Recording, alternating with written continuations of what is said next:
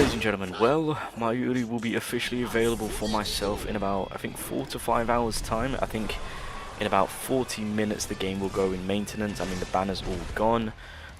Global will be getting the character, I believe, 13 to 14 hours from when I'm recording this. So when Southeast Asia and CN get Mayuri, I think it will be 10 hours later that Global will get the Mayuri update. I could be wrong, but I'm pretty sure that's the update time that they've decided to do. So there will be a gap between SEA, CN, and Global in terms of update releasing, character dropping, all that good stuff. But I just kind of wanted to go over between the two characters and just kind of see the difference between a day one support high rarity character to a support character that is now coming into the game 3 to 4 months later. So first things first, in terms of the link, Mayuri's release is bringing a broken, in my opinion, an amazing linkage for the support characters to provide for the whole team. Unfortunately, it's not been updated here, but basically what the new link provides, all team members except the wearer, aka the support user on hand. So realistically, you would equip this on either Mayuri or Urahara, of course. So all team members except the wearer gain 4.4 to a 7.7 to a 11.1% increase in attack. So the reason why it's going up in stages being 4.4, 7.7 is because, of course, to get the max amount you have to get all the linkage. But if you get 1 or 2, then you can start somewhere at the bottom and then you can work your way up on increasing that. So max is 11.1 increase attack, and then you can also provide them with a critical damage increase.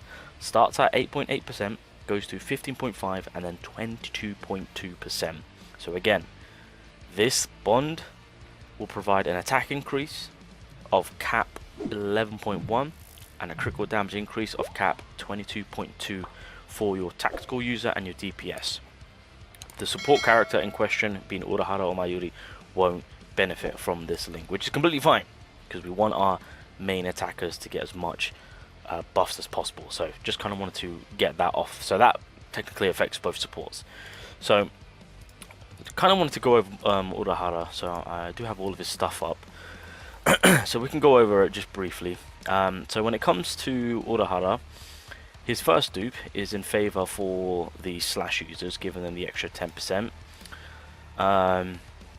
When that Giga Portal is in, enemies near it will take 15% increased damage for 6 seconds. Enemies near the Giga Portal, okay, yeah, so it's an extra 15%. So universal 15%, slash users 25%, and then I believe the final two dupes is in favor for him being able to do a little bit more damage outside of providing more for the team. Basic attack, nothing much really going on here, although it does help chase his ultimate a lot quicker, so that's pretty handy if you ask me. Yep, so obviously this is just kind of crowd control. Ultimate, this is where we get the extra 20% critical damage. That's basically it.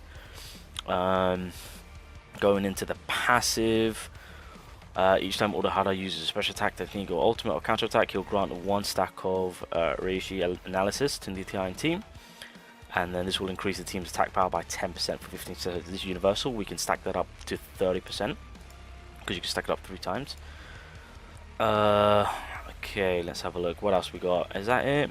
I think for the most part, that's realistically all that we're looking at. Everything else is more so in favor for Urahara. Each time Urahara launches a special attack, the damage on the ultimate will increase by 50%. Okay, so realistically, what we're looking at: 30% attack power increase, 20% critical damage, an additional 10% for the slash users, with a universal 15% for everyone else. That's his kit, including the dupes. Going into his weapon, each time a special attack is launched, an additional energy cut is generated, and the energy can also give you 1 stack. Okay, yeah, that still counts towards the +3, so we can't move, can't do anything out there. Oh, whoa, hold up. Okay, missed this out. The maximum number of stacks has now been increased to 6. So what are we looking at now? So it goes to 60%. Okay, so the attack power increase now goes to 60%. Damage multiplier for special attacks increases by 50%. Okay, that's more for him. So we've got an additional 30% on the attack power for the squad. His stamp card doesn't do anything for the gang, it's just more so for him.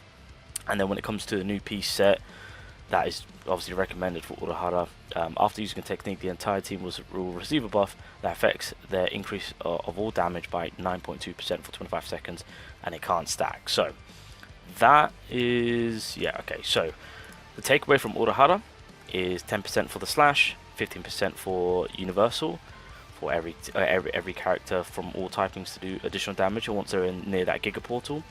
20% critical damage, and then if you have the weapon card, then the analysis will be able to stack up to 60% and increasing the allies' attack power. And that is Urahara across the board. Again, character that dropped day one, still cooking with gas, still going to be viable going forward. It doesn't completely shut him out, because again, at the end of the day, we do need multiple teams, so having multiple supports now is actually going to be very clutch. So when it comes to Mayuri, of course, looking at his first dupe, the entire team will get the abnormal increase, or yeah, the abnormal damage increase buff to 25% of their ultimate charge efficiency up to a certain amount, which, you know, we'll see what that is. The ultimate also grants the entire team a 30% critical damage for 30 seconds, so already with the second dupe in place, just kind of surpassing Urahara with that extra 10%, of course. And then when it comes to the final dupe, we'll come back to that, because of course this, in correlation to the emotion, as it is increased to 4 stacks, I think that increases all of our allies' attack power to 120, but we'll come back into that. So already when it comes to the duping side of it, it's more so on that universal scale, and it is pushing for the abnormal side, so it affects basically all the more up-to-date characters, and I guess we could say going into the half-year anniversary. So there's that huge bonus. Moving along now to the skills. So technique already gives us an increase due to the superhuman drug, or you can do an increase of damage. So there's that. Obviously reducing the enemy spiritual pressure, so getting that breakage a lot sooner. So obviously there's already that those bonuses. Once again, if you manage to get the super gift, then again that will help with reducing one's spiritual pressure, along with once again allowing enemies to take more damage. So we've got 2 shots to kind of get that increase of damage being dealt, so there's that supportive play even furthermore on.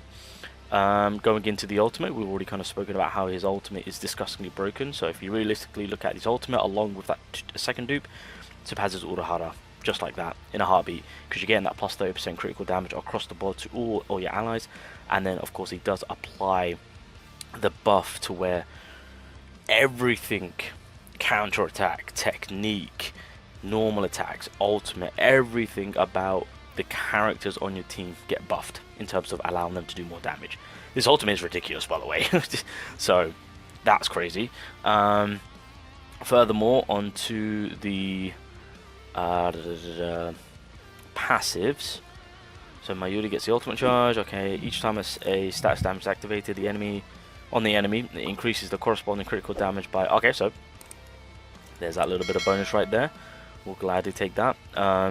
Or more so kind of catering to the crit damage, of course, so that's huge. So that kind of alleviates that pressure on making it so that, let's say, our main DPSs and whatnot, we can kind of cater more so on the critical rate side of it, of course, kind of lean into that a little bit more. Of the main passive itself, so yeah, when Mayuri inflicts poison damage, the team gains 1 stack of emotion, increasing the increasing the status of the mastery and element of allies by 30% for 15 seconds.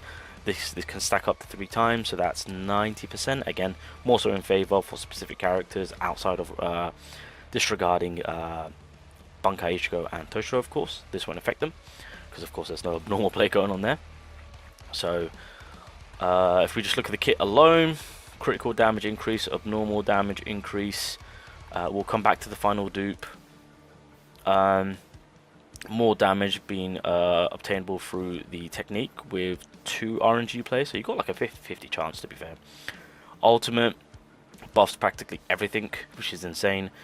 Increasing the stats of mastery and element for all allies by 90%, and then again favoring the abnormal damage, that corresponding to being able to do more critical damage, of course. Going into the weapon card, upon entering the battlefield, Mayuri immediately obtains his full energy. Damn! Jesus Christ. Okay, well that's kind of crazy. I think there's nothing crazy going on here in terms of support. That's fine. What's going on here? Damage on the ultimate increased by 15%. Oh, here we go. This is it. So, outside of the what was it? 90%, and then the final dupe. Let me just kind of reword. See how the wording is being said. The maximum stacks of emotions increases to 4, so it basically gets a +1, which I think they should change that to 6, because I don't see the point in that +1. I really don't.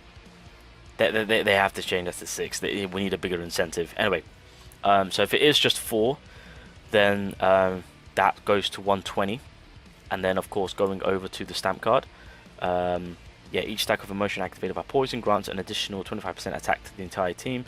So that 25, if we're just going off from the +3, because we can stack emotion 3 times without the final dupe, that is what, 75%. And then obviously if you do get the final dupe, then that goes to 100%. I personally would say give it a 6 stack on the final dupe, give it that huge incentive, so then that then pushes our allies to get a 150. Is it? Yeah, 150, which would be pretty crazy. And then you've got the revive from Mayuri. Okay, so yeah, we've got some additional attack being granted there. And then when it comes to his stamp card, which technically speaking, no, we can't. God damn it. Okay, yeah, so it is for Mayuri specifically. So you got the ult charge, fantastic, but here it is. When the wearer inflicts poison on the enemy, which is a given, the attack of the entire team is increased by 44.4% for 30 seconds. Christ on a bike, it can stack up to 3 times. So if that final dupe for Mayuri becomes a 6 stack emotion, this with the 150, well, that's near enough like a 200% attack increase. Christ almighty. So I don't think we need to really go over to the extent that Mayuri is well, his supportive play, but it's pretty crazy in terms of all the more that he is doing for the team, increasing their attack, increasing the critical damage, pushing more for the abnormal users. So even if you're not running, let's say, the abnormal characters, if anyone is utilizing Toshiro, if anyone is utilizing Ichigo, of course, there's so much attack increase and critical damage bonus from this man, and damage increase alone, attack, damage, critical damage increase, that he does support those that are actually also outside of the abnormal, moreover Urahara. So that is just a prime example on the two difference between the characters in terms of what they're pushing for their team in their supportive role. And I think it's clear as day to say that this man is just doing too much, and I am here for it. So to anyone that is considering skipping, I would consider not to skip. And at this, to be fair, at the very least, even if you just go for the singular copy, he's still doing a lot more to what Urahara would do. If we're just keeping it real, by the looks of it, this might be a support character for a hot minute. I'm just saying.